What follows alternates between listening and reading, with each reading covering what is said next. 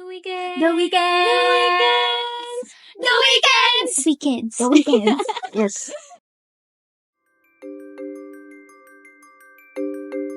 True about that. Since parang yung negativity kasi niya nag-i-spread sa other people. So like, even though na you think na ikaw lang yung maaapektuhan, yung people sa surrounding mo, maaaring maapektuhan din. So, yeah, that's so true. Like, kumbaga, this advancement in technology, kung madali nga tayo maka-reach for other people, pero at the same time, no, madali din tayo makaka-reach pa, no, maka-hurt ng ibang tao as well. Kaya, iwasan din sana natin ang pagbibitaw ng mga masasakit na salita para hindi tayo maka-inflict ng negative emotion to other people as well. It's really crazy how na parang yung mismong self-harm na kabago ng tao. Like, kahit anong way of harming themselves, it will change them somehow. Like, at least, siguro mga quarter or half of their individuality. Yun, achievement yun. Kasi talagang mahirap talaga siya eh. Like, pag nandun ka na talaga sa, path na yun, mahihirap or like, nagsa-struggle talaga yung mga tao na mag-stop. So, like, it really takes time. Ayun nga, yung sinabi mo nga, it really takes time talaga to stop that.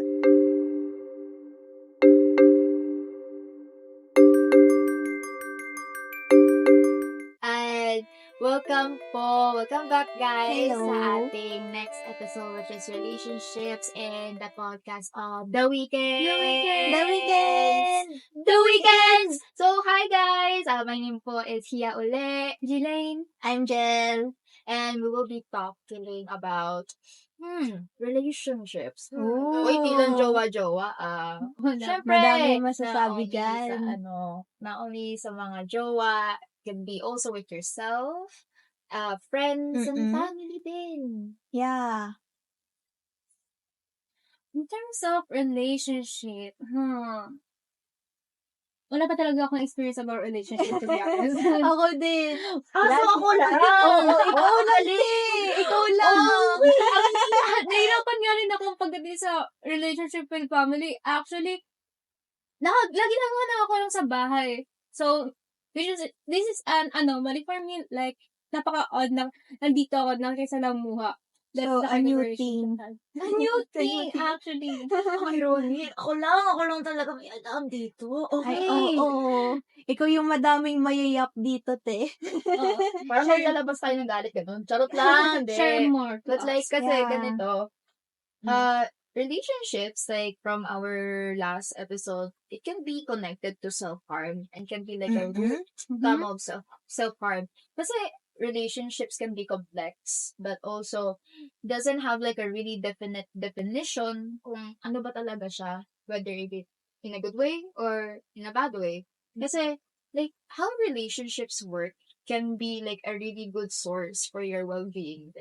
Like, as a person, as an individuality, kasi you have like, with a good relationship, you have a good support system.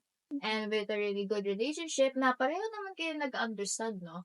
And then, like, parang, na hindi ka lang yung ikaw yung nagbigay ng bigay. Parang, nagbaback Give and and forth take. kayo. Yeah. Yes, yung ganun type. Kasi not only na sa magjowa, like I said, sa friends din, dapat. Platonic relationship. Ayun. Yes. Diba, may nanonotice kayo minsan pag when it comes to mga friendships and relationships, diba?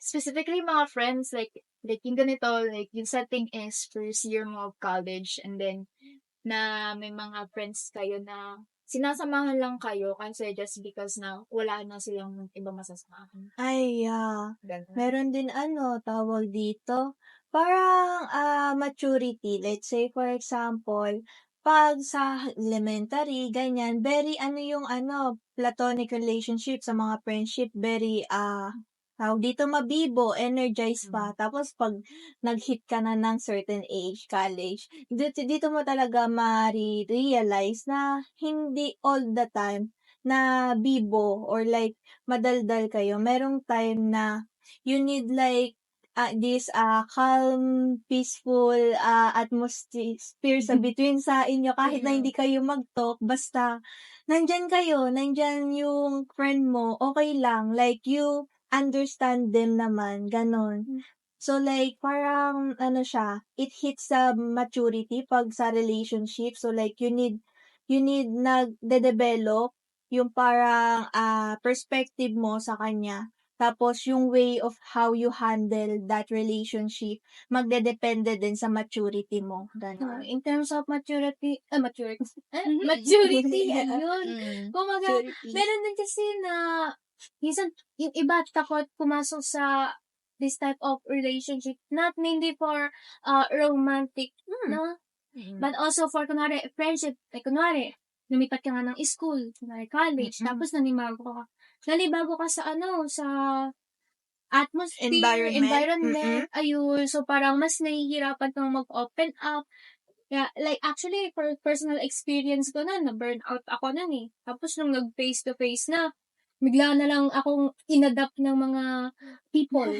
Yeah, Ayun. Tapos, nakidnap ka. nakita, like, I don't know, like, 2 years nun. Tapos, biglang, after senior high, college na ako, dun ko lang na-realize na, I regretted a lot. But at Yeah, this point, realization hits.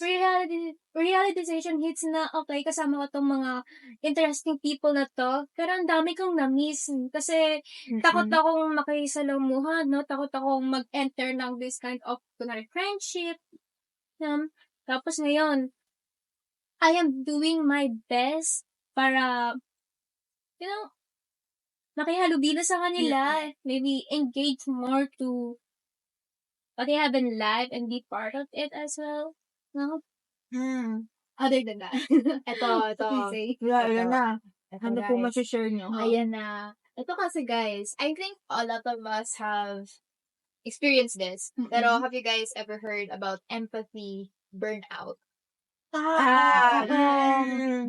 Yung sa sobrang giving mo to understand and to like to accept for what they are, for what your actions cause, and you somehow understand it na hindi naman talaga morally bad or really bad their decision is, or what kind of person they are, or what kind of characteristics and attributes that they have. But when naabuso yung empathy and your understanding, you would start to become like parang very prone na naiinis ka sa kanila kasi you give the way na na-understand mo sila, and then to the point na hinayaan mo lang, like in a cycle, doon ka na burnout na parang ayaw mo na silang Like, intindihin. nakakapagod din, gano'n. Tapos meron pang ibang tao na parang kapag ka nakita nila yung pagbabago mo or what that caused that change, parang mairita ka sa nila. Yeah. Parang sa'yo pa Nadjudge ka. nadjudge ka pa na, bakit ganito? Hindi ka naman ganito dati. Like, hindi nila nakikita, at least nare-reflect sa sarili nila, kung ano ba talaga yung dahilan. Kung bakit, like, in their perspective, parang after mo silang intindihan, parang hindi na babalik sa'yo na ikaw naman yung intindihan na, no? It's really crazy kasi, na knowing na you really give the time and the mismong effort na intindihan talaga sila, and then, yung tipong, kinamikate mo sila na parang, na kunyari, the setting is like, na parang nag-crash out yung friend mo na laging, na hindi siya nag-join in sa mga hangouts nyo, na nag-isolate siya, and then you try to communicate to them na, I hope by the next time, tama na you try to like, to bring yourself bring yourself to the hangout, and spend some time with us. But like, in a couple days, hindi sila papakita, and then you try to communicate again and again, tapos doon ka na nairita kasi ayaw nila makinig for the betterment of themselves, but also for the relationship din. Oo, tsaka like, minsan kasi yung mga tao, hindi nila, very sila, focus sila sa self nila, hindi nila nakikita na yung relationship nila sa other people, na-deteriorate, o like, ayun nga, nagsisira-sira na talaga. So, to the point na, pag nakita nila yun, na lang sila, they have this, minsan feel of regret, minsan naman feel of very disappointed sa sarili, to the point na, ayun nga, like last topic, ayun, self-harm, gano'n. So like, sila, makukuha sila ng sobrang negativity. Kaya, ayun. Siguro at kunwari, something na nangyari yan for the future events, kunwari, anxiety, siguro doon na rin yung papasok yung fear na pumasok ulit sa this type of friendship, kasi baka mamaya may things na ma-regret ka ulit na okay, baka mamaya hindi ko naman maintindihan itong person ito o baka mali na naman yung pakikitungo ko. At this point, parang ang conflict nagiging ano na rin 'no, problema, relationship mo rin sa sarili mo. Kaya paano nga ba natin mapapatunguhan ang ganitong conflict para sa sarili natin at para na rin sa ibang tao 'no? Kasi relationship 'to, eh, 'no? I think the number one siguro now we have to focus. I don't think this is a really great solution, but like somehow it can be a solution. But like to bullet point this, in order to have like a really good relationship and have like a really great na parang very mature or at least very successful basis ng roots ng relationship, you have to focus on yourself first. Ayun, May love mga yourself ano eh. before you love the others. Yes. Yung mga Kasi ganong may mga ano quotes. kasi, I do have heard that there are some people who would be like very, tawag dito, very sad. Kunyari, tayong dalawa, no, Jel, na for example, you had a relationship now, and then I was very sad kasi tayong dalawa, friends, and then I would feel left out, and then I would Ay, feel na, oo. na parang, so, self-love na lang ako, like in a joking way, Oo. knowing na dapat you should somehow love yourself first talaga, first and foremost. And it's really crazy kasi na sabihin mo na, so self-love na lang ako kasi si Jel na meron ng may boyfriend, gano'n. Like, it's very sad na sasabihin mo yon and it's very, very, parang concerning din na hindi mo tinitake yung time na i-focus mo na lang yung sarili mo kaysa you should just jump from one person to another person to another different person. Like, siguro within the span of a month, a week, or 2 months. And then Yeah, nagdedepende masyado sa other people, yes, no? yun din yung yung parang biggest realization ko of how a lot of people don't really like to focus on themselves and would really cater and then involve themselves in another person's life before they could like really get into a relationship. It's crazy kasi like how would you love someone if you really can't love yourself? Like, yung ano kasi nila, happiness nila, yung mga joy nila sa life, nakadepende sa reaction or like sa type nung relationship nila sa other person. So like, parang hindi nila na-appreciate or like na papangalagaan yung individuality na nila. So like, parang slowly, nawawala yung personality nila, individuality nila, or like, kung sino ka man, dahil nga, ayun na, nag-mold yung parang, mentality or like, personality nila for that person. So, yeah, minsan ang relationship may pros, minsan may cons, kaya ganun talaga. In terms of relationship, na kunwari, if you are brave or solely focusing on yourself, I wonder, have you guys ever worry about yourself? Like, have you ever like reflect on ano bang meron, like kinakamusta niyo ba yung sarili niyo? Okay lang ba ako? Or like ano ba yung mga kakayahan ko? Like, you have to respect yourself, okay? Hindi maganda yung masyadong nakadepende. Katulad niya sabi, yung nasa sobrang depende na sa ibang tao na nasa kanya na yung happiness mo. Like, nakikita mo ba sa sarili mo na you are worth it?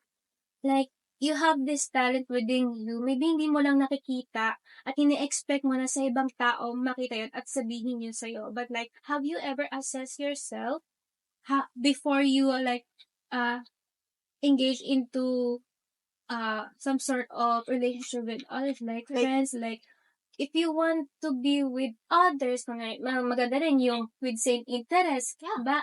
Kilalanin mo yung sarili mo. Tapos, kilalanin mo kung sino yung mga gusto mong maging kasama talaga.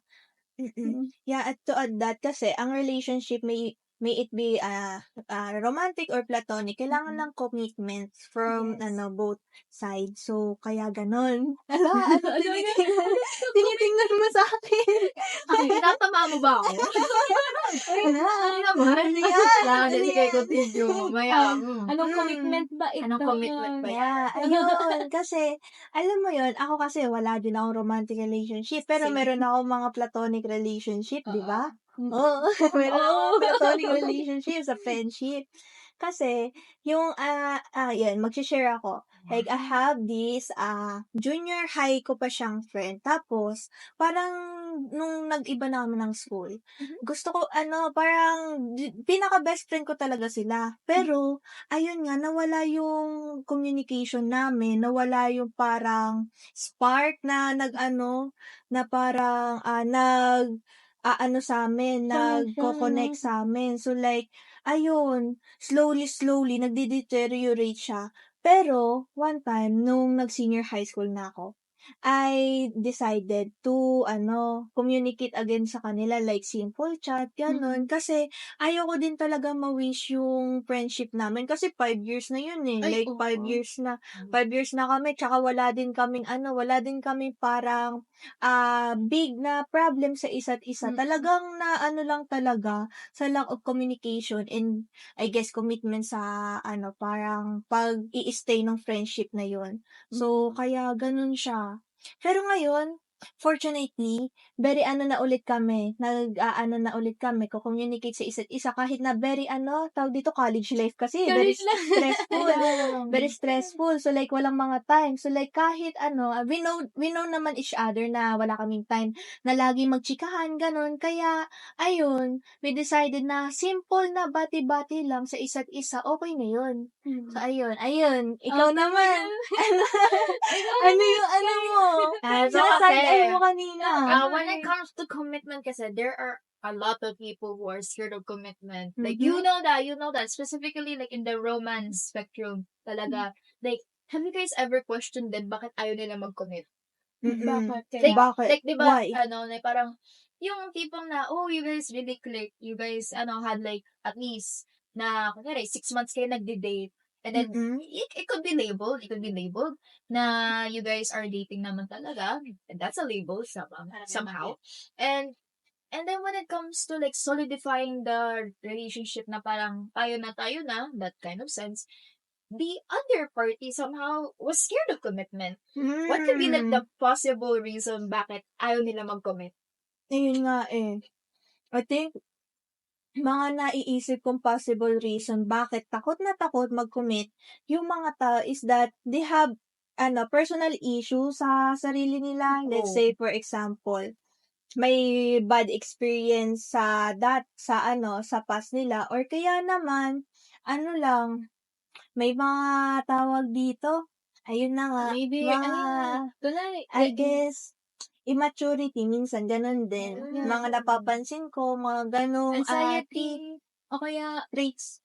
responsibility. Hindi pa sila Irresponsible. handa sa mga responsibilidad nila sa pagtungtong ng ganitong relasyon, 'di ba? Kasi in the future, Mm. iba pa kasi yung buhay na ikaw lang mag-isa tapos kasama mo friend mo sa buhay mo na talagang may kasama ka na in a Mm. daily life na basis. Other than Mm. that, It's crazy how some, uh, like with people who have issues in their mental health, it's yun, okay. It's health. like, it's really okay kung kaya mo i-manage. But like, if you're really like the type of person who's like very mentally ill, not naman na to the point na hindi na nakilala yung sarili niya in that very Mm. delirious kind of state. But like, to the sense na hindi mo kaya maging upfront into committing like the relationship and then somehow making your special loved one, friends, family, or anyone actually with that effort.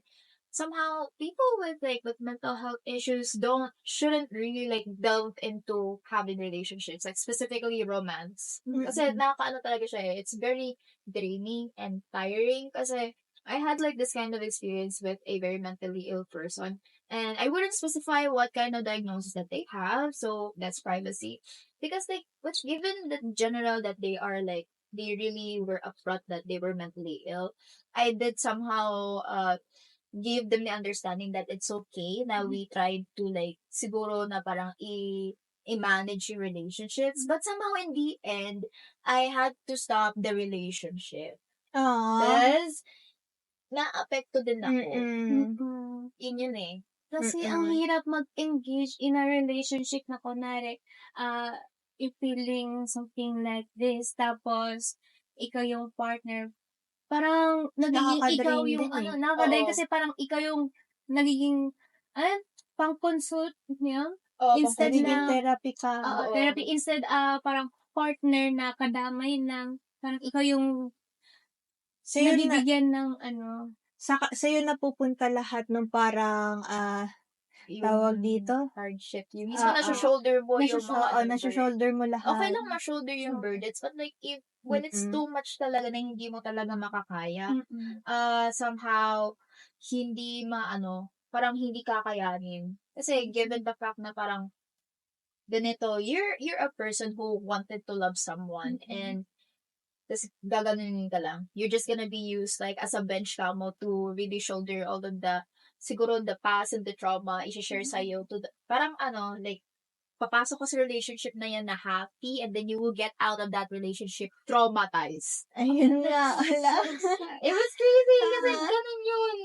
Like, ganun yun. Kaya, I really hope na this kind of lesson natin, can be like somehow can be taken really great and seriously.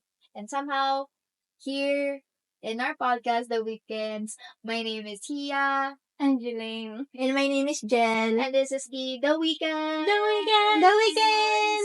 The Weekend! So stay tuned for our next episode now. And I wonder what this topic could be. And I hope you guys can stay tuned. And I hope you guys will have a great night. Love Bye! yourself. Love yourself, Bye-bye. guys.